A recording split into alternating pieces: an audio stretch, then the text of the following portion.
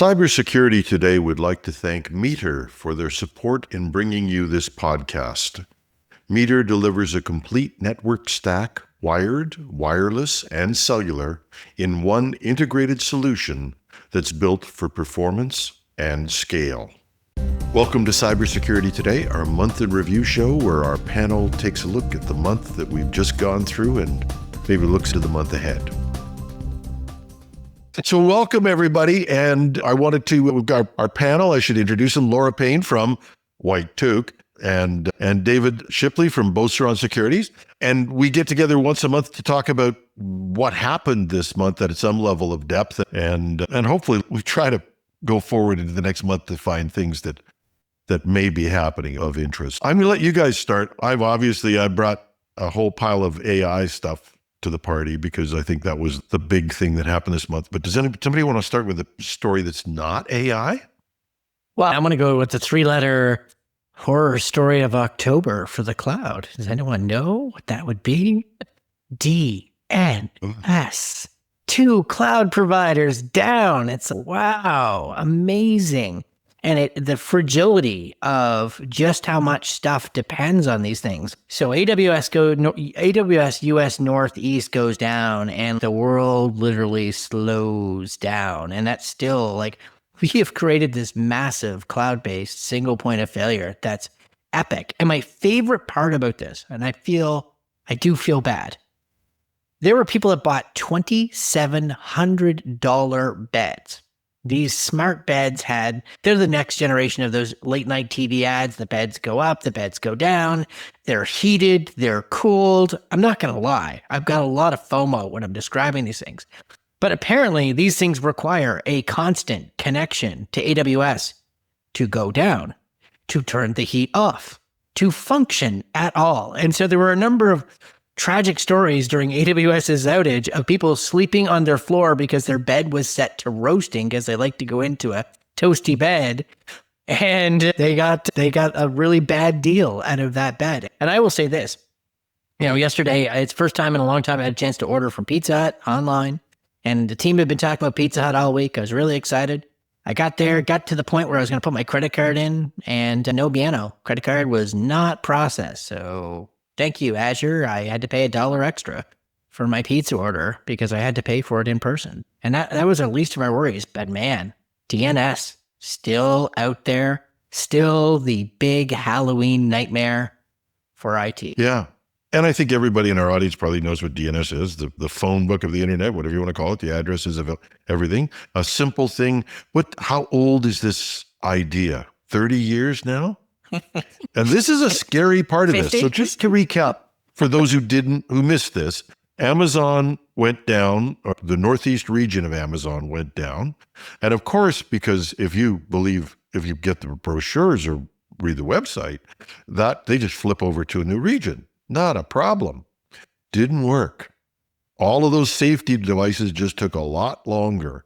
Now, as I heard the story, this is a 2-time story. It's the DNS failure, which is a big thing, but also one of those moments where you just, what did they call it? A race condition in software? Is that where both things try to write to the same spot and they blank each other out because somebody loses the race, or in this case, a tie is bad. But just simple things, knock out something simple and a house of cards comes down. It makes me really sit back and go, we have everything from our beds to our houses to our pizza. Everything we do is tied into the cloud. And we really haven't advanced a lot in 30 years. As a matter of fact, we're sitting on this sort of fragile house of cards. And I find that kind of scary. It was funny, my technical, so this impacted us. Our report a phish button for 1,400 clients and almost 1 million people depends. Those that are on Microsoft, not all of them are Microsoft, some are on Google's Workspace. So that was great. But the vast majority of our customers are on Office 365. So they could no longer report suspicious emails because of that. And every provider has to use Microsoft's only way to add an Outlook button in. So there were no HubSpot buttons, there were no before buttons, there were no buttons for anybody. The productivity hit of that was actually massive. And what was interesting was my support team was racing back and forth. And I said, well, okay, what's the latest update from Microsoft? And they said, basically, summary, we don't know what we did, but we're going to roll back to a good state. Buckle up. And I was like, what do you mean? Sweet. Did you say Microsoft by accident or on purpose? Or you were talking about the Azure? Did you get so hit no, by so both of them? AWS went down earlier in the month, and that was epic. And then was it Azure went down. Microsoft went down on Tuesday or Wednesday, just this past week. And it was almost as bad as the AWS outage. It was also DNS. But it was hilariously, we don't know what we did. And so yay for backups and yay for last known good state, but also can't wait to read the post-incident debrief on this. Can you figure out what you did so you don't do it again? And I think the point I want to make about both these things is the days of cloud being niche, being novel, being inconsequential to the global economy are long since over. And yet we regulate every other industry that has critical value to, at the national level, telecommunications, banking, etc., but not cloud hyperscalers. Good lobbyists, but maybe we should start thinking about that. Yeah. Or at least making sure that we try to, nobody's updated, like I said, nobody's updated this infrastructure since forever. We're still running on the same old concepts. So that's piece one. Piece two, that there's been this rumbling, and I know that CREP got hit by this. There are DNS botnets out there that are just ginormous, that could hammer away and take this down. And we talk about the banks went down, all those things went down, but it really gets down to pizza. Guess your friendly neighborhood podcaster can't edit because my editing is in the cloud. Yeah. Did you hear a lot about it? Or did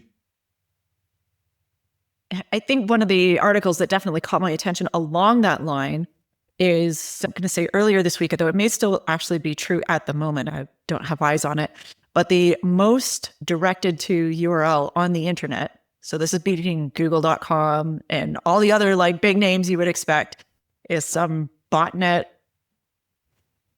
which tells you a lot about how much traffic there is. Like all of the legitimate traffic is dwarfed by this one URL being used for nefarious means. Like, not great. Wow. And then the botnet you're talking about, Asuru, is massive, right? It's the next generation of Mirai. And for some reason, like, DDoS crews love to pick on Brian Krebs. And for those not familiar, Brian is like the OG cyber researcher / journalist. And his book, Spam Nation, should be required reading in cybersecurity education just to understand the evolution of this business. And I've had the chance to see Brian speak, and I think he's absolutely brilliant. He's terrified me numerous times, and just going to his blog on a weekly basis, buckle up. But there are two camps in cybercrime. There are the cybercriminals that just keep trying to mess with them. And this includes like trying to send him illegal drugs and then have the FBI bust him, to DDoSing his site. And to the point where like major providers like Google and others are backing his site. Maybe it's R&D, maybe it's out of goodwill, maybe it's both. But there's a crew that says, do not use our infrastructure to target Krebs as a test run because you're going to ruin it. And remember there's that Jim Croce song, "You Don't Mess Around with Krebs." And for amateurs out there, Krebs will track you down. He will hunt you down. He's done it a couple of times.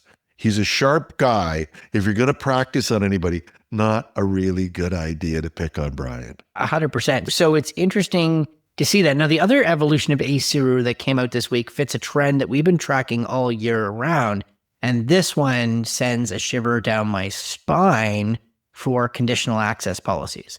So Asuru, for those who aren't familiar, is mostly a router, but also IoT-powered botnet. And its power now is so extensive that the outbound blast, not even the receiving server getting hammered with all this garbage traffic, just the outbound blast coming out of US telecommunications carriers is so large now, it's slowing down their networks. This is getting cray, as the kids would say. And what's interesting about it is they've started leasing the service, not just for DDoS, but for residential proxying. And this is deviously brilliant. So all of these conditional access policies are like, you have to be coming from a US ISP. Haha, Russia. Yeah. Those aren't going to be worth much anymore, because now it's going to be like, hey, maybe I can find a shitty router on a US network in the city, maybe even in the neighborhood of where the target I want to impersonate is supposed to be coming from. So conditional access, RIP 2025, question mark. But aren't these players all just hooking up every single house router in North America? Because the security, nobody changes the password from the factory password. There's just this massive potential network of that. And that's only one of the devices out there. We haven't talked about cameras. And just to fit in this theme, rumor has it, we'll wait to see what happens, that TP-Link is about to get Huawei'd in terms of its presence in the US market. Now, TP-Link has been getting a lot of negative love for a long time from the FCC and others for security vulnerabilities, outdated tech, etc. But that's just one example. But they're far from alone in pushing out routers or ISP branded routers that are terribly insecure. Yeah. And it's not just the routers too, right? Like they're targeting IoT devices that are insecure and things like that too, right? So it's a pretty broad spectrum of target base that they're going And the after. terrible thing is TP-Link are really good mesh routers. They're just really horrendously insecure.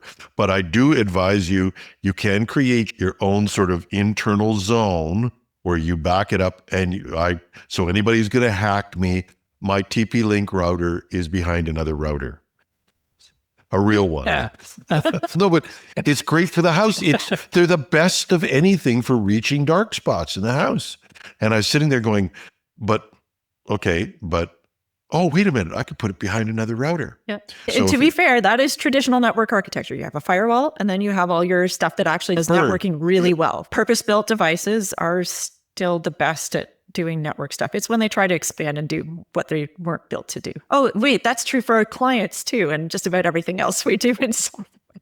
Spicy. I ain't crying crabs. So if anybody attacks me, I'll just fold up like a cheap Venetian blind. Using a ACRU against you at home on a Starlink is like using the Death Star on something enormously tiny. Yeah. There's still the bombardment in those, so you're always so, good, Jim. So Laura, what's your big story from this month? You know what? Just quickly before we move on to that, I want to go back to when we were talking about people's beds being on fire, not literally, but roasting them. I would like to reemphasize the escalator principle for all of our listeners, which is when escalators stop working, they are still stairs. And IoT device manufacturers, please consider embedding the escalator principle. So if your smart light bulb can't connect to the internet, it should still work as a light bulb. If your bed can't connect to the internet, now, here's a tip for everybody, unplug it and it won't be hot anymore. It should fail in a way that just becomes what it is without intelligence. Actually, you said a lot of really smart things since I've known you, but that's right up there. Thanks, Jim. But that's true. Like you have to think in those terms. Everything's going to fail. So how elegantly will it fail? And I think I'm going to squirrel away escalator principle now for one of the things about executives is that we're sometimes just fancy parrots for smart things that we hear from other people. I heard this really good thing about the escalator principle. Tell me what happens when certain components of our platform lose connectivity. Can they still function? Because Microsoft's add-ins sure as hell can't when Azure goes down. So could we escalator principle that one up a little bit? Yeah. Microsoft, if you're listening, please. Something simple. All right, so then on to something that's more of a story. I think I'm going to pick on first, it's not picking on, more of a picking up. Canadian Centre for Cybersecurity published this week, very interesting advisory on ICS abuse and highlighting, yet another one of our favorite things, the importance of multifactor authentication and not just exposing controllers to the internet. But that is become an announcement because there have been multiple attacks that have been of significance in the past few weeks. And so just further highlighting that importance and that it's interesting. It's shifting into this industrial control systems space, not so much for financial gain at this point. It looks like people are just testing the waters, maybe create a bad look. I mean, the current political climate, right? Targeting some companies because they don't like what they do, or they'd like to create an image of instability. A little bit of a different bend from our typical attackers who are out there for financial gain. But we know as soon as they get really good at it for just kicks and because they don't like things right now, they will be figuring out how to monetize it. And then that will be the doors open to a lot of things. And to dive into this from some of the details here, to Laura's point, what was frightening about this is that this alert from CCS was about hacktivists. This is not about people that were motivated or equipped or resourced to the full extent.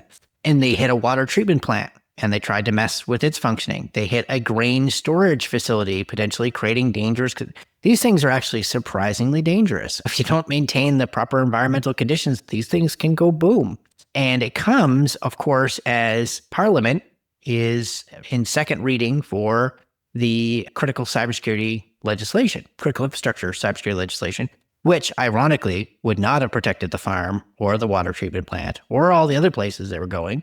So yay, but it's back at committee being debated again, years after we almost had a pipeline go boom on orders from Russia.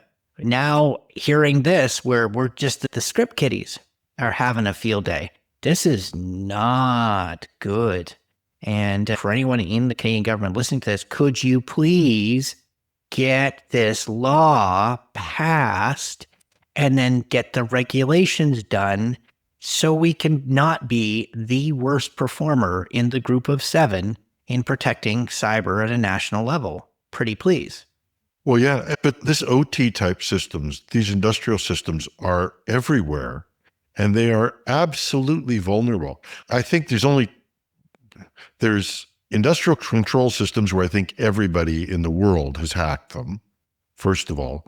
And I think it's pretty well established principle that water treatment plants and all of that, almost everybody that has a plant like that has been hacked by either Russia or China. In the US, probably we have as well. We just don't know it.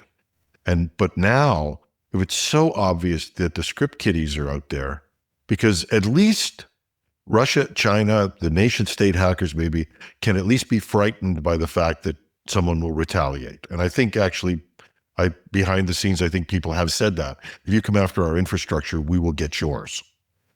But now, the sloppiness of these OT systems is just crazy. Somebody broke into one of the U.S. government nuclear suppliers. They supply equipment to everybody and all that. And of course, they said, oh, but our OT systems are behind it. They're air-gapped.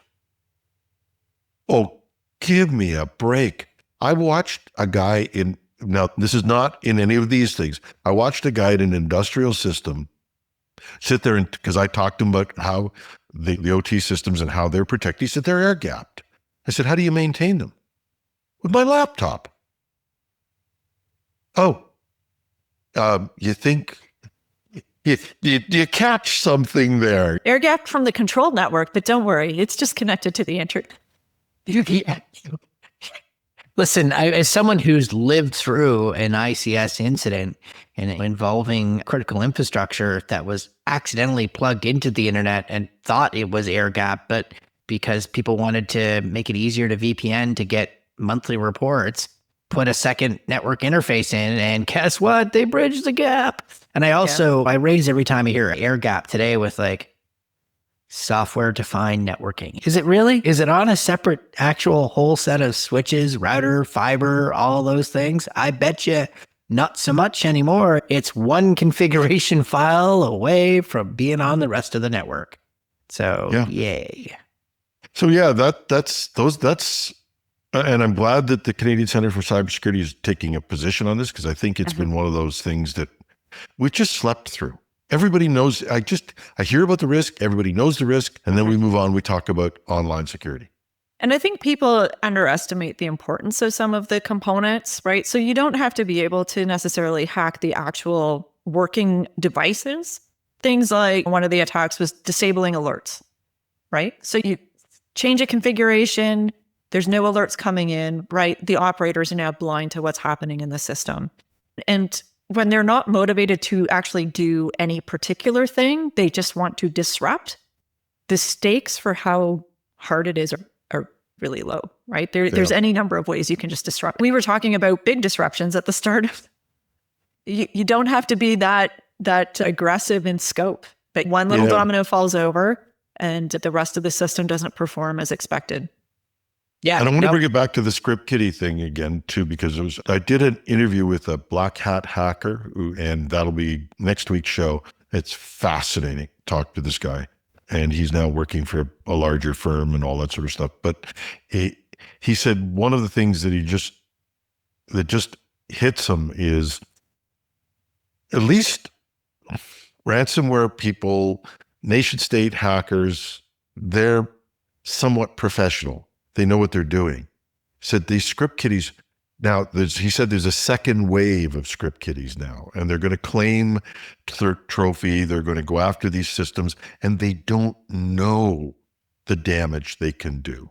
And he points out one group trying to do some ransomware, and they actually lock themselves out. It's just, they just don't know the tools they've got because they just get these kits or whatever. And so this could be scary in terms of water systems. Like if anybody's ever been through an industrial water system, there are chemicals that are released. There are all kinds of things to do. And that water is in everybody's tap in no time. Or people getting hit on elevators. It just goes on and on. And the interesting thing is, when it comes to water, it's sewage actually that worries me, because the sewage treatment systems are a technological, mechanical, and biological process. And you could screw up that biological process, and that's no bueno for all kinds of things. Best case scenario, you pull a certain city in a certain province in Canada and dump your mass sewage from millions of people into a giant river for a while because YOLO. But it's not good. It's not a great place to be. I do want to evolve from script kiddies. I've been working on a new one. We'll see how this one lands for you guys. You ready for this? Prompt cowboys. The script kiddies, they actually had more technological skills. So this is like a devolution, but they're just prompt cowboys now. They tell it what they want it to do and wait to see what they can come up with. Vibe coding, that script kiddies have become prompt cowboys. So we'll see if I can get a take off. Bye, Mon Cowboy. Yeah. It is. But there's another story I want to tie into this. So you're talking about the proliferation of tools, right? Script kiddies have access to more powerful tools. There's the recruitment and radicalization of kids. So we have a story out of Halifax this week that is absolutely heartbreaking. So for those not familiar, the COM is an internet subculture of some of the worst of humanity. And there's even worse subcultures within the COM, particularly 764, which are, I had to learn this term, misanthropic. That is that they are anti-human. They're anti-everything. They target vulnerable kids from 7 to 17. They will get them to often post compromising material about themselves, either intimate images or other things, blackmail them into also committing horrific crimes against other kids. So we've got a kid up on charges, and we've got the proliferation of these groups. And of course, 764 bleeds into the COM, becomes a recruitment ground for Scattered Spider, et cetera. So you've got the talent pipeline.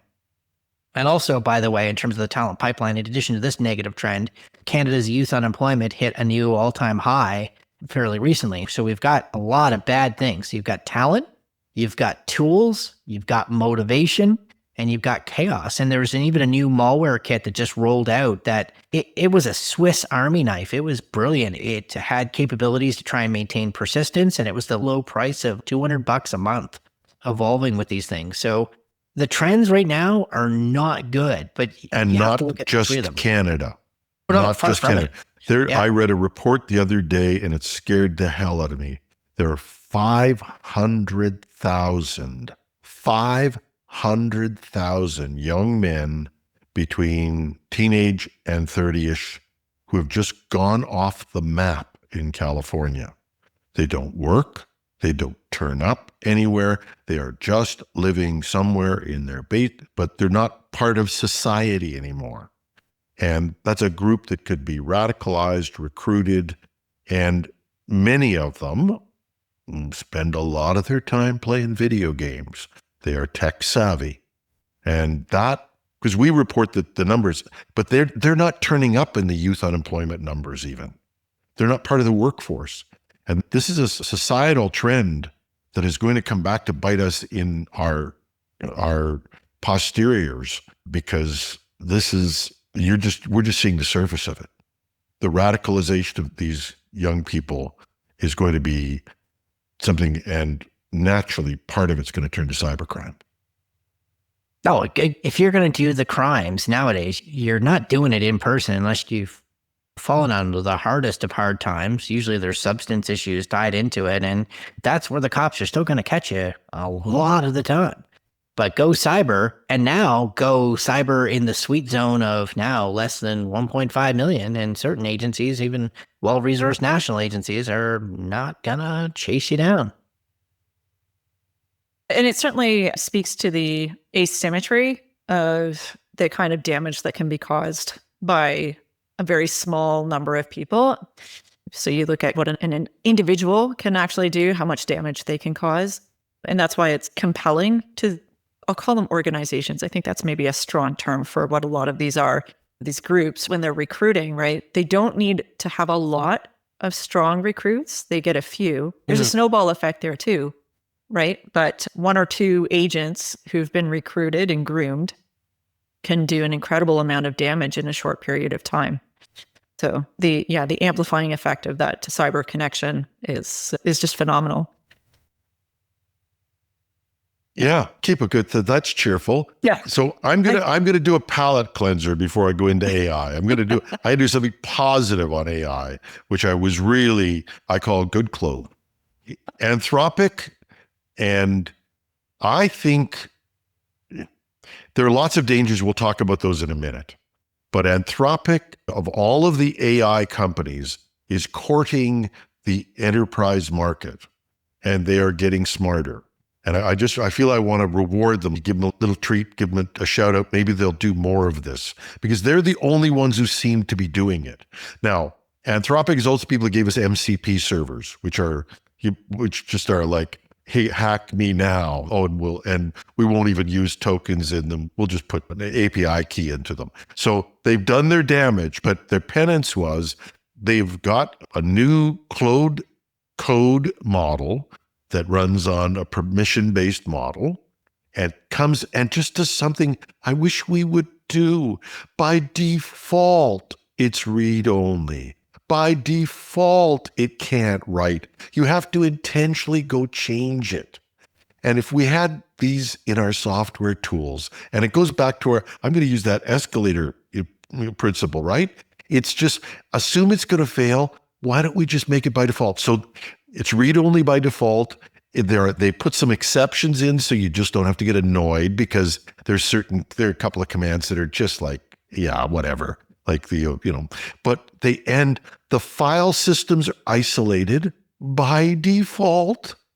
And they're not just the file systems, but the network. They isolate the network. It can only go through one port by default. And I just look at this and go, why can't we have all AI to be put together with just a teeny bit of forethought about how you could protect it, and then go from there? That sounds like old school, boring, pre-AI talk. This is move fast and break things, Jim. This is cool time. This is a time to worry about that nerdy stuff later. We're gonna make our trillions of dollars. And we did that. So we spent trillions of dollars. I don't know if we've made any money yet. Yeah. But we launched the AI. 2 browsers have been launched in the past 60 days. AI browsers, both built on Chrome, which Chrome never fails. Nobody ever hacks Chrome. So they're not only are they going to be filled with all of the problems that these AI browsers have, and they've already had them, just dropping OAuth tokens easily, but they're built on Chrome, so you don't even have to study up. Like all that homework you did to try and hack Google's Chrome, and they've been rushed to market, no doubt about it. And you could see the security failures. And I've been warning people, for what it's worth, I'm a big AI booster. I run an AI show. I like AI. I use it. But I would not use these browsers on a corporate network until we figure out how to make them safer. And that's just based on the fact how long has Chrome been around? 10 years? I don't More than that remember. now. We're all losing track of time. It still has problems. How long have these been around? 2 weeks and rushed to market to make a point? I'd be wandering around my shop right now just saying nicely to people, how do you feel about that? Are you using that Atlas browser? Like, I was interviewed about this for one of the tech websites, and they asked me for my thoughts. I was like, if as a CISO, you're sitting around and you're bored and you want to create problems for your organization, of which I have talked to zero CISOs, that is the top of things they want to do, then have at it and good luck. Good night and good luck. But Jim, you had me right up to, I would not use these browsers, period. Full stop. And to me, the greatest signs that OpenAI is desperately trying to maintain any kind of revenue momentum, any kind of attention, headspace momentum, just ahead of when it's trying to go IPO. Like, this is pets.com. And this is the hype before we go get the rubes to buy the shares. When they announced it, they were like, we're going to have erotica, a company that's about to disrupt all white collar work as far as we've ever understood it as human beings, would not be worrying about a niche audience wanting to get into erotica. Or they would not be rushing out a half-assed browser at the last minute. They're scraping the bottom of the barrel before this great market capitalization moment, and the bubble's gone. You do know that one of the big speaks- lawsuits against Mark Zuckerberg's organization has been all the porn they downloaded. They're following in a great capitalist tradition here. And it certainly highlights some of the moral and ethical aspects that you can see about a company's culture. And we started with talking about Anthropic, which I think on the spectrum of moral and ethics certainly tries to act more in what people would consider a good moral and ethical area, even if they did give us a protocol that belongs with the other protocols we inherited from the internet from 30 to 50 years ago. But I don't think it was intentionally. They're trying to get something that works. Okay, that's on the other end of the spectrum. We have companies that are publicly announcing their erosion of moral and ethical behavior in order to cater to, and I think using the word niche is probably not quite accurate when we talk about consumption of erotica on the internet, but a segment that has plenty of material already available. I don't think we need to generate What the internet has with machines. pornography. Well, but the scary thing is, and this is where you get down to, you can consider it moral or whatever you want to consider it, but OpenAI knows there are lots of lonely people talking to their chatbot. Yes. They know that there are societal issues they're putting together. And done, we'll put erotica on there too. Okay. Just anything for $1. Yeah. And, Let's be honest. what's the likelihood of it being used for, I'll call it more benign purposes? And I'm not judging the use of erotica here, but I think there's types of uses that are clearly designed to infringe upon the rights of other people, right? Creating images that represent a real human being that are not anything that they ever would have allowed to have published of themselves. Creating images that violate basic human principles around what's acceptable for human behavior, right? There's kind of these use cases, and that's where people are going because they can't find it in real life. And I think that's the bigger question around why are we opening this up to cater, and this is where, niche or fringe does come more into play, to create things that other people were not already willing to create. And we've seen dumpster fires around these more of the extreme edge of the erotica side. Remember, there was a SaaS-based Gen AI-based tool to create virtual girlfriends that was being abused to create absolutely disgusting material involving children. And it got breached. And all of a sudden, their tens of thousands of users, detailed kinks, were all being abused by criminals. And so that leads to what we saw with Ashley Madison almost 10 years ago with self-harm. It leads to the opportunity to create insider threat with blackmail, because how many of these folks have privileged access in various ways or means to private sector or government folks? The number ain't zero, kids. So yeah, it's awful. I think there's a lot that we have to watch with these companies, and their desperation for revenue is real. They're not break even, they're not profitable, and they're going to get into trouble because they're trying to sustain the hype on this. And I will compromise in my ongoing hot and cold war with Jim about the state of AI and its relative value. But automated software that takes unstructured data or restructures data to create new value, which is where generative AI really excels, has some market value, is going to drive some things. But we're watching them flail into some of these more dangerous areas, creating browsers. They have no right or experience to be creating a browser right now, and they're not being held responsible for that. So that's what's interesting. On the AI side, though, I will slightly pivot. This story floored me. So some Australian scientists, and these are pretty sharp cats, apparently are doing some really amazing research where they're taking your photo and they are using algorithms and AI to figure out what you sound like. And they have built a proof of concept of photo to voice deepfake that can beat certain detection tools used for voice authentication. And if you're listening to me out there and you're still using voice as a biometric authentication mechanism, and you're still going to play this diminishing returns game about cat and mousing with deepfakes, I'm telling you right now, it's a losing game. When someone can take a photo and beat your systems with the voice that's generated, A, it's creepy, but B, oh. And I think there's still an opportunity there for red flags, but don't green flag based on voice, right? Like you can have definitely not a match. Although even with some of these systems, they're really poorly built. They don't actually recognize the same person. Well, but don't make it a yes. Beat for years. A group at Waterloo was beating the bank systems that people were using. But now, are they actually beating voice recognition systems with these voices? So according to the reporting, and I've got the research paper and I got to dive into everything with it, so caveat on that, they were able to get by WhatsApp's voice fingerprint technology. So good enough to beat some of these. Now, I'm sure there's a voice authentication vendor out there who may come across this clip of me saying this and going, not our tech, to which I reply, not yet, if at best. It's just there are certain biometrics now, face and voice. Guys, these are burned biometrics. You can't use them. Get over it. Find another way. But like this war is over. Keep fighting it at your own deep regret, or certainly your customers' regret.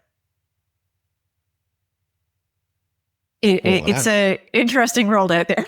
And it comes and just it actually plays into, there's multiple scams going. Actually, we were talking a little bit earlier in the show about not having to show up in person, but we still see blended attacks actually. So an intersection attack that's happening right now in the Toronto area. It is currently focused on the Russian community, but don't expect it to stay limited there. But using synthesized voices of family members to call and to scam somebody into believing that there's an emergency happening right now, and that the lawyer will come, or they're asking the victim to meet up with the lawyer of this supposed person in trouble in order to hand over a bunch of cash. And people are falling for this because the voice sounds close enough, and they keep them on the phone throughout the whole transaction, including the actual physical meetup. They're keeping the person on the phone throughout the whole thing, so that it makes it much more difficult for them to verify. It's interesting seeing how people are getting creative about bringing multiple channels of attack together to do that. I will also go out there on a limb and say, unless they are really creative, they will get caught. This scam but these will not real-time go on translators, real-time voice translators are out there. And again, this hacker that I interviewed said that his father had gotten hit with a real-time voice translator. His daughter. The guy had the sense to whatever, I don't know whether I'm making up part of the story that I think is like, reception's really bad here, I'm going to go to the other room, went to another phone and phoned his daughter. She was okay. Yeah, good for him. Yeah, so if your son's a hacker, you may be able to pick up a few tips from now and then. But the one thing I tell everybody, we need to, as a profession, to be telling everybody safe words, things that nobody would know or nobody could think about that could identify you, because you have to have something now, because every Everybody over 80 is going to get hit. Everybody. Yeah. It's too profitable. And the downside is some of the counter tools that you can use for this have other persistent surveillance issues. Like, so Find My Friends is a great way to say, okay, just tell me where you're at. You look at your phone and you say, okay, Jane is not there. You can use it. Wouldn't it be great if we could also see on these kind of things, like Jane's not on the phone right now. Actually, Jane's on the phone with somebody else. Like, this is not Jane talking to you. Yeah. Okay, great. But we're going to have to evolve to this. And it is interesting, this hybrid. There was a story on CTV, one of Canada's national news networks, about a Vancouver $1 million fraud. And the attackers actually set up a fake police department to actually go that far. They're working at it. They're getting smarter about it. And they're using AI and all of these things. But the amount of stories in Canada's media this month alone about hundreds of thousands of losses and million in losses from family members, seniors, and others to scammers is, I'm not looking forward to the RCMP's report this year. And I will say this, I will give some good news. There is slight hope with the announcement by the federal government in Canada of a new financial crimes agency, which I follow some really smart police officers, the Toronto Police Service and a few other places. And like I pick up and learn things every time I get to meet them and see what they're up to. And they were ecstatic with this announcement. So I take a great deal of stock in that. I'm a little cynical in the sense that I think we still have to figure out police of jurisdiction, and we need a new kind of cop that doesn't need to be trained to handle a firearm. They need to be able to handle a spreadsheet and a keyboard. And that's okay. Different kind of cops or different kind of crime.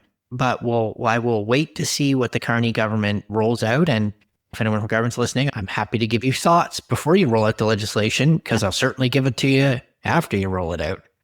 And if you're in corporate life with this whole thing of fraud and you're saying, okay, I don't like old people, so it doesn't matter. I don't like vulnerable people, it doesn't matter. Your corporate reputation, 2 banks in Canada, 2 world-sized banks, did not prevent people from being defrauded. And so now, after all the money they spend on advertising, all that sort of stuff, 2 big stories, front page saying, this bank and this bank, let these people be defrauded. Now, you're going to open an account and you think, which bank do I want to have a relationship with? I'm just saying that this is also a matter of corporate reputation. If it doesn't offend you morally, you should make sure at least that your company is not going to end up on a front page because of something they did in participating in a fraud. The good news about this financial crimes agency and the supporting legislation is allegedly it is going to include the ability for Canadian banking customers to turn off digital features they do not want, to set limits on those things. Like, these are a lot of common sense things. Now, part of the reason the banks don't do this is that they are terrified of inconveniencing people. They are terrified of being the harder bank to do business with. They are unwilling to compromise on the growth side of things in the face of the competition that exists as it is. So a level playing field where a regulator comes in and says, yeah, all of you, app-based MFA by this date, no negotiation, done. That's where the market hasn't been able to fix the problem. That's where regulators have a role to play. I hate to disagree. I don't hate to. You'd love to disagree with me. I signed up with a FinOps player because I was so ticked off about not being able to get a MasterCard that I could just fund. And when it was done for purchases, I went through my own bank. You mean a prepaid credit card? Or Prepaid credit card. So you can just go to Walmart and get one. I know, but I say that tongue in cheek, by the way. But I wanted something I could do electronic transfers to. And I could pay because I'm tired of. Okay, so you want to be able to keep topping it up. Yeah. So I want to be able to do it. I want to be able to do it from anywhere, top it up from anywhere and all that sort of stuff. So this is my step up from my Walmart credit card. No, but I wanted to do this. My bank, I'm spending a whole afternoon trying to do this, not because they're secure, but because they're incompetent. Sorry. This FinOps operator I go to, they made me jump through every security hoop. They were just effective about it. And I go back to Anne Kavokian, who used to be our privacy czar in Ontario, who if you ever said to Anne, privacy gets in the way of progress, she would rip you a new one and say, I don't have time to deal with idiots. There's no excuse. Privacy does not get in the way of innovation. And I feel the same way. Security does not get in the way of the innovation. Just do it better. But sometimes innovation for solving what they believe to be one set of problems overlooks another. Let me give you an example of that. This absolute push for open banking, and particularly for what is known as real-time payments, terrifies me from a security standpoint. And I understand all of the conveniences. I understand all of the business case for this. But I can tell you that old school, slow banking process of reconciling transfers between banks, of the ACH model and other things, that is the reason why people still get some money back when they get scammed. And I'm watching fascinating things. The United States is further ahead in this. They've got a system called FedNow. When your money is gone out of your account, it is gone and it's in the other account and done. There's no settlement. There's no pullback. There's no reconciliation. And I asked somebody involved in the system, okay, what's the control here? And they're like, oh, don't worry, we got MFA. I'm like, well, MFA is good, yay. But the ability to get the damn money back and maybe add, not all friction in process or business is bad. Now, that's not to say that all open banking could be bad. I think the idea that we're at right now where a bunch of Canadian fintechs screen scrape the hell and hack around getting into banking is bad. So I'm happy on that, but I'm very cautious about how are we throwing baby and bathwater out with the way that certain friction points are an advantage to us. So I'm cautious on that. By the way, not intended as a commercial, but I will say there's a great Canadian financial company that's been huge for startups and others, like Float Financial, does virtual and physical Visa debit cards. And they're, like, to your point, they are secure. They are easy to work with. It just works. But you can also find really good Canadian banks that are also innovative, and you don't have to use either or. So just throw that out there. No, and I might just hit it on a bad day. Who knows? But it's just, like I say, design a system from the start. You can design it. It can be innovative, and it can be secure, was my whole point. And I think the question, and this comes up in multiple scenarios where you're dealing with a diverse audience of potential clientele, is, I think, myth busting or just fact check, right? Is your clientele actually as resistant to this as you think they are?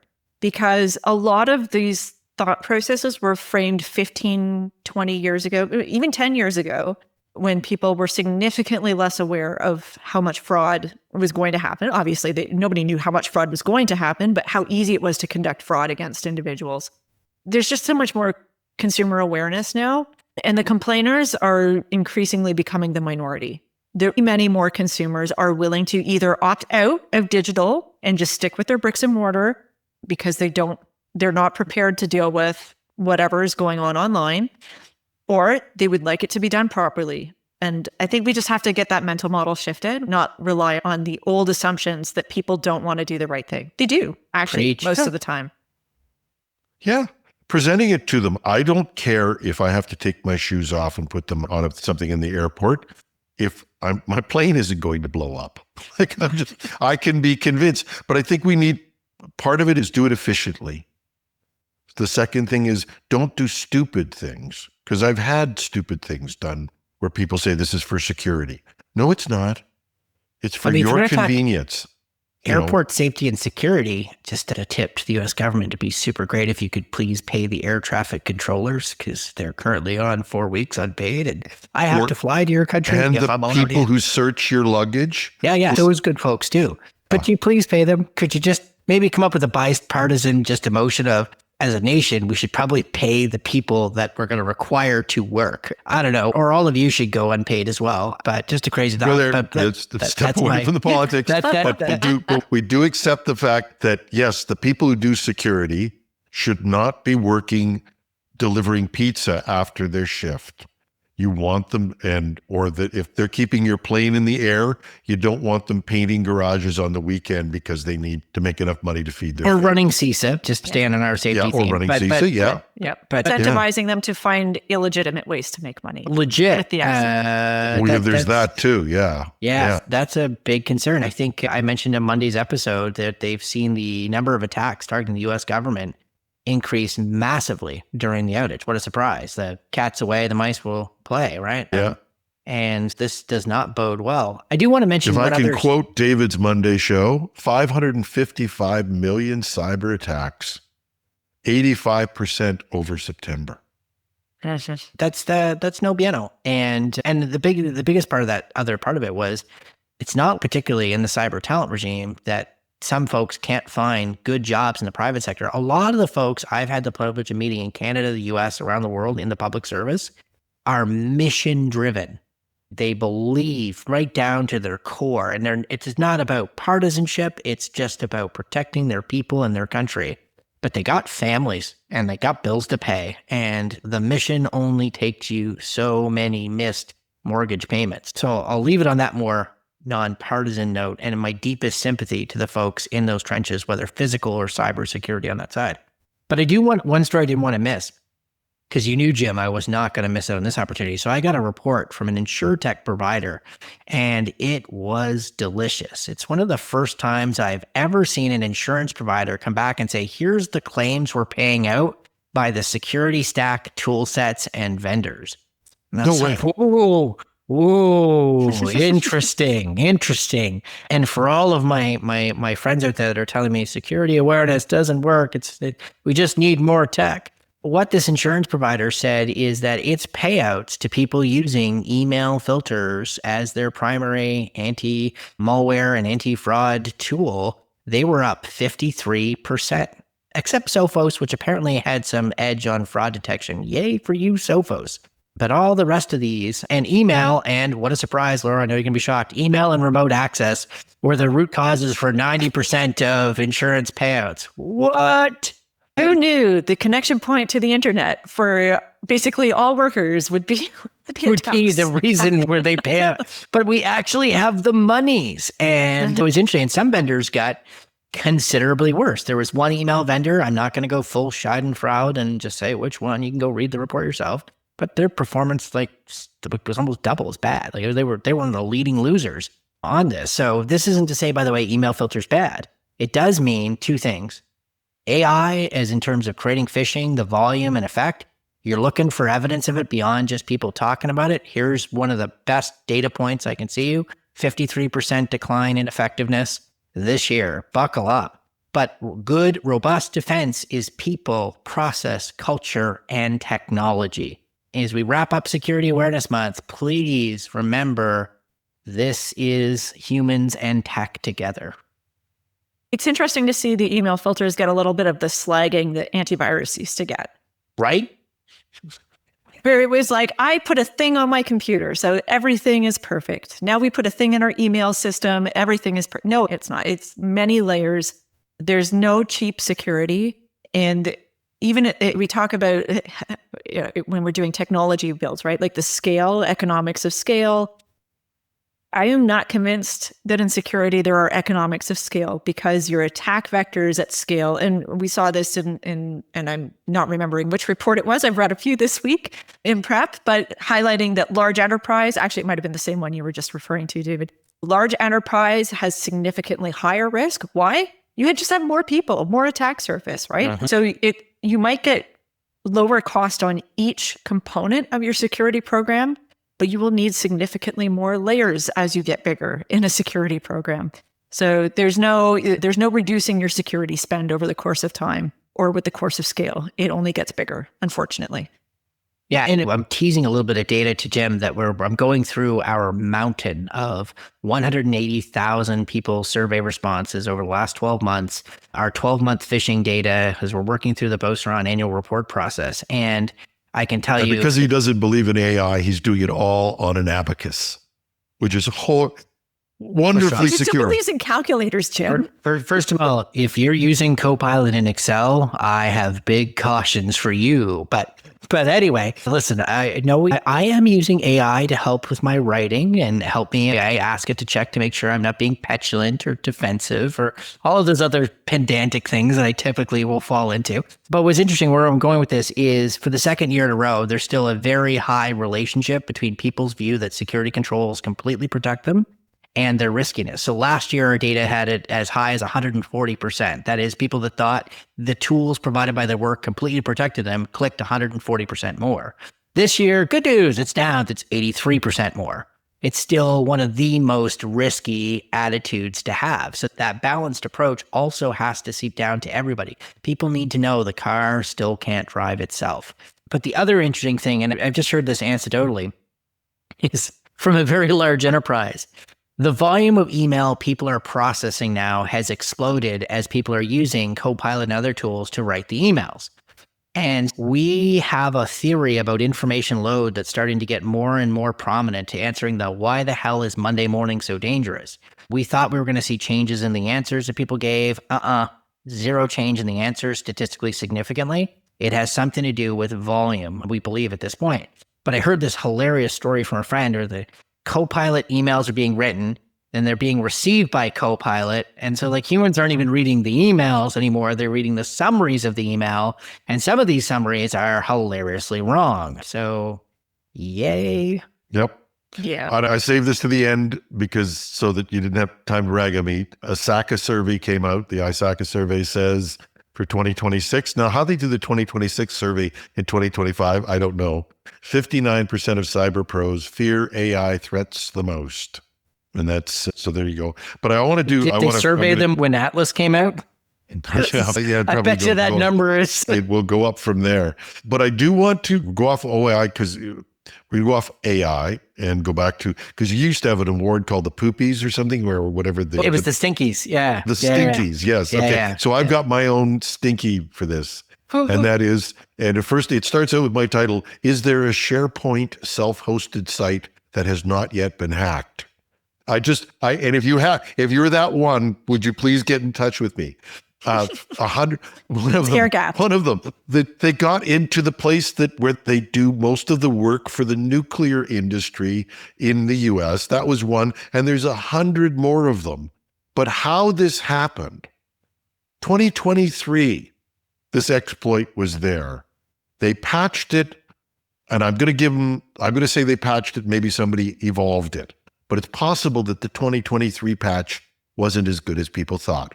So in May of this year, a group of kids at a hackathon in Berlin managed to find this exploit, which Microsoft dutifully patched in July, leaving June for this to circulate around and to find its way into Russia and China, who dutifully used it to hack these 100 companies.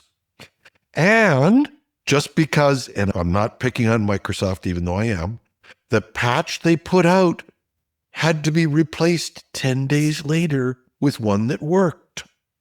So they had an additional 10 days of free-for-all because it's not even an end day anymore. It's a come and get me day.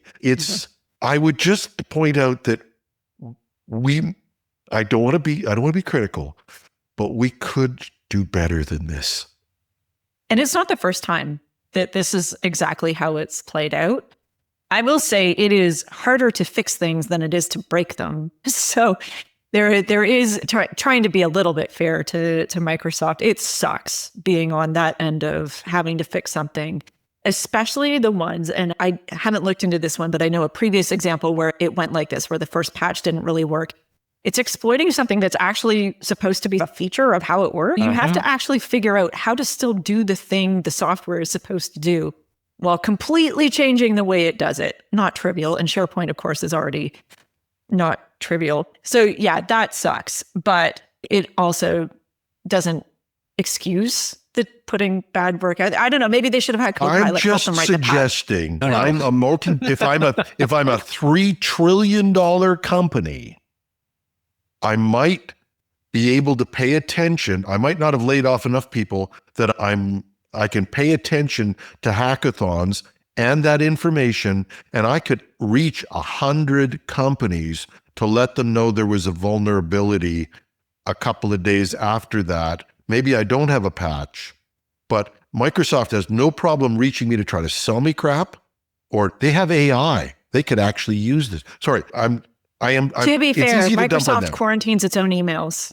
Its filter is very effective. So just to jump in a little bit, because there's a theme here, and I think we're hitting on this. One, Laura's, this stuff is hard. Yup. Yeah. Jim, why aren't you guys better? And what is going on? Is it because you're gutting certain functions and certain investments to shovel money into the AI train that you're hoping delivers to your next level? I think part of it's there. But I was here's the with thing. you till then. Listen. It has nothing to do with AI. It has everything to do with the fact that we need that protecting your customers should be your number one thing. And if you're reducing bureaucracy, because everybody talks about it, and I'm not picking just on Microsoft, this could be any large company. If you're reducing bureaucracy, don't kill your communication on security. Listen, the Amazon layoffs that I've seen a lot of LinkedIn posts in the last couple of days of people with things like senior security architect, senior security product manager. And if you think these big tech company layoffs have not been gutting your security teams, I have big words. Well, they have. And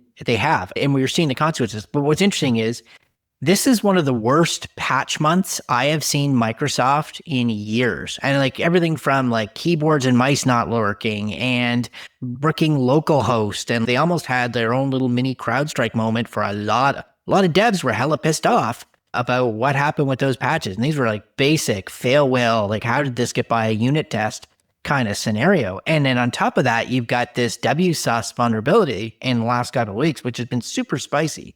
Because this is one of those 9.8 remote compromise pwn to own, which apparently now Canada's intelligence agency is saying is being chained with continuous Exchange vulnerabilities. We didn't even get into the fact that Exchange, a whole bunch of those were supposed to be retired this month. And I know of numerous large public sector organizations in Canada that are still running unsupported, unpatched versions of Exchange on the internet. Fun for you, not for all of us when you eventually get pwned. But the WSUS vulnerability had basic deserialization issues, like code issues that were known about for a long time, never got fixed. And the interesting thing is, they're like, if WSUS isn't exposed to the internet, no big deal. Yes, as originally designed, Windows Update Server is supposed to be behind your corporate network, not on the internet, etc. But this thing happened in 2020, this thing called a pandemic. And all of a sudden, all these enterprises had people's laptops at home that by regulation, they needed to prove they could still patch. So a bunch of overworked, exhausted, stressed out network engineers and Windows engineers put their WSUSs on the internet to the tune of, get ready for this, one security expert found 10,000 of these floating, exposed, unpatched, RC'd in highly sensitive areas. And oh, Jim, that SharePoint site wasn't just nuclear industry. It was nuclear weapons. Amazing. The agency responsible for the nuclear weapons of the United States, SharePoint, got completely pwned. And this comes years after the other nuclear agencies tied to some of their major laboratories were pwned either through SolarWinds or the Chinese through that Exchange bug. All this being said, it's been a rough time for Microsoft. They do have some amazing resources, Mystic, others, the resources they have, but they are now seeing more than the collective of most Western governments. They are fighting fires, but they're also lighting fires, and they're not helping themselves. But in all the money that these companies have, and they have lots, creating a group of people who had some time to breathe and think and stand back and look, this would be a really good idea in security. Got to maintain those margins, got to pay for them AI data centers somehow. See, I'll deal with you later, young man. Laura, rescue us from this. Give us some bright spot that we can. Well, I was hoping it would be, you know what, I'm mixed on whether this is a bright spot or not. So following up the RCMP arrest of a couple of individuals who perpetuated large amounts of fraud, they were actually arrested back in February. They pled guilty in August. They've been sentenced. And so those are all positive things. People who commit crimes should be found, should be arrested, should be charged, or ideally don't waste time in our court by pretending they didn't do it and then get sentenced. Where I have mixed feelings is I don't know that I feel like the sentence is commensurate with the scale of the crime. And this is, again, the asymmetry problem, right? Two people, even if they sat in jail for the rest of their lives, does that make up for the amount of crime that they perpetuated against individuals and how much loss is experienced for those? There's two people can only give so much in penalty for the crimes that they have committed. Now, in this case, they will not rot in jail forever. They had, I think, maybe 3 and 5-ish years were the penalties enacted against them. So good news. They are now recognized criminals, and they will have a very difficult time of it going forward for what they have caused as far as damages to other people. Bad news, not terribly long or harsh jail sentences. And for American listeners, you might be thinking, oh, they got 10 years? No, my friends. One got 4 years, 9 months, and the other got 2 years. And they victimized 600 families, millions of dollars. If they were in the United States, they would not see the light of day for decades. And we have a reckoning coming in this country to rebalance the rights of offenders and the rights of victims and the rights of society. I used to be a crime reporter, so I got feelings on this. And we're trying to work through the insane revolving door of bail in this country for really bad crimes, and criminals are back in the streets. But there is some progress in this story. It is good to see some wins. There is some interesting nuance. I was just reading through the story about some of the bail conditions and how they are starting to think about bail for cybercriminals, and there's pros and cons for that. But I'm going to take the win on this one. And just like when they took down LabHost, cooperation with others, and took down some of the infrastructure, taking down some of the players is good to see. Before we give such applause to the American law system, because first of all, I don't believe anybody, I don't believe anybody who does a crime that is nonviolent should be in prison. They should be working in a car wash. They should be paying the debt to society in a real way. But why? Because these guys go to jail. Peter Williams, who ran Trenchant and sold U.S. security secrets to the Russians, is now at home. And he has to stay in. He's been grounded while he waits his sentencing. These guys go to jail. What's the difference between Peter and them? He's rich. They're not. And in fairness, he's out on bail before he's sentenced. And let's hope that the two principles of justice that are coming to sentencing are denunciation and deterrence. And we saw the case of the Hamilton kid that stole $40 million from a U.S. billionaire and got a slap. And guess what? He was back this summer now as an adult, and he got nailed by the Americans. So he got some jail time. And guess what? Deterrence is a thing. Well, we can have this whole debate down the road, but those are the two principles we have to balance, is that we need to denounce this crime to others and say, listen, there are real meaningful consequences.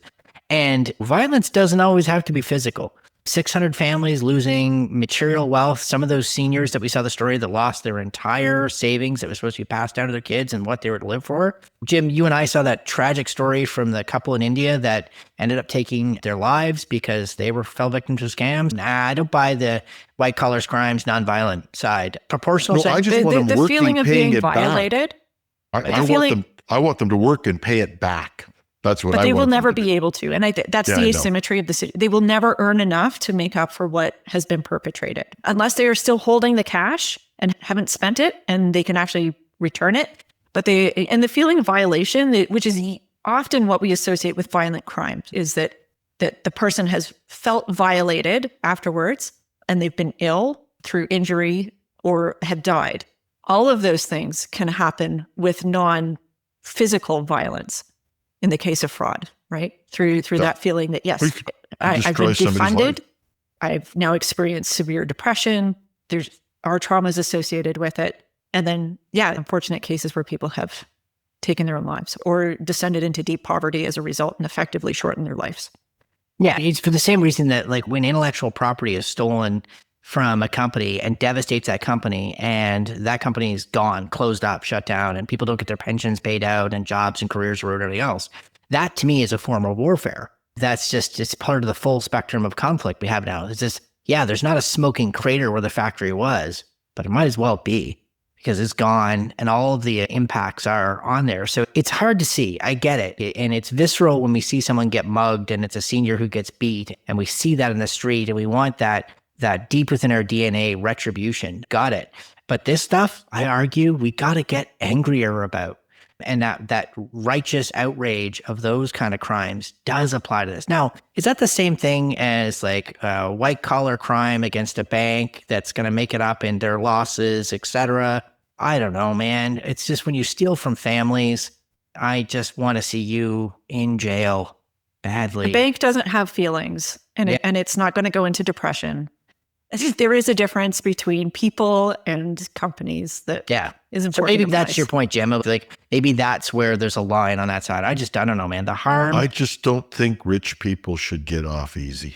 That's all. We agree. We agree. And it shouldn't be that the degree of punishment will depend on whether you messed with an American citizen or a Canadian citizen. We should have the same protective rights. And I'll finish with this though, but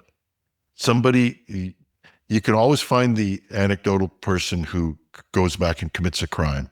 But I don't know if we keep track of the people who could have their lives turned around, go do something good with them. And that's what There's I definitely like. an aspect of that in some kids. And it's really difficult right now because we could do a whole probably discussion. Pretty sad when I'm not being the hard ass, I'll tell you. Yeah, there are definitely people who are not guilty, who are being either incorrectly identified in the wrong place at the wrong time, whatever, or small petty theft because we do have a very difficult economic situation right now where people are testing into that space because they are desperate. These are not the people who are thoughtful serial criminals who are going to continue to perpetuate crime. And our system, if it gets flooded, which it is right now, with that kind of arrest and then follow-up that's required, that's creating a different challenge, right? So it's not trivial to solve, but we don't want to over penalize people who do deserve, as we still have in our justice system, the presumption of innocence until proven guilty. So yes, like 100%. But when you're guilty, when you're proven beyond guilty, when you plead guilty, then I'm willing to throw a bone. If you spare the justice system a prolonged trial and all the expense, we'll factor that in.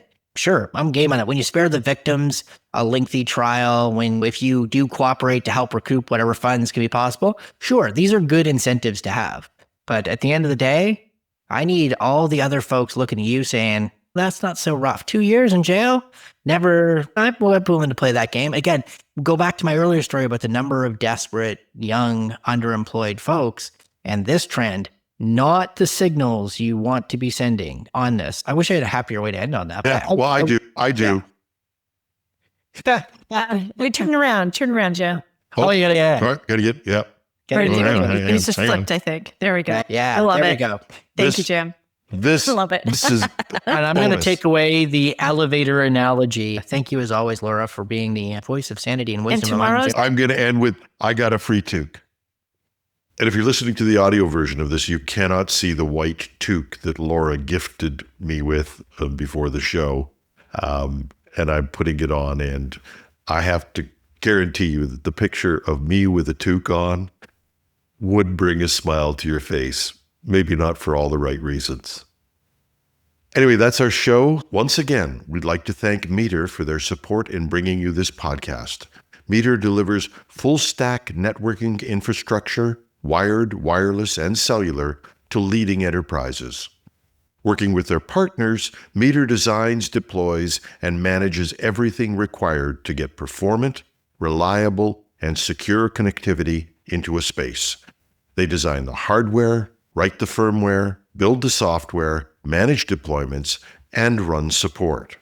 It's a single integrated solution that scales from branch offices, warehouses, and large campuses to data centers. Book a demo at meter.com/CST.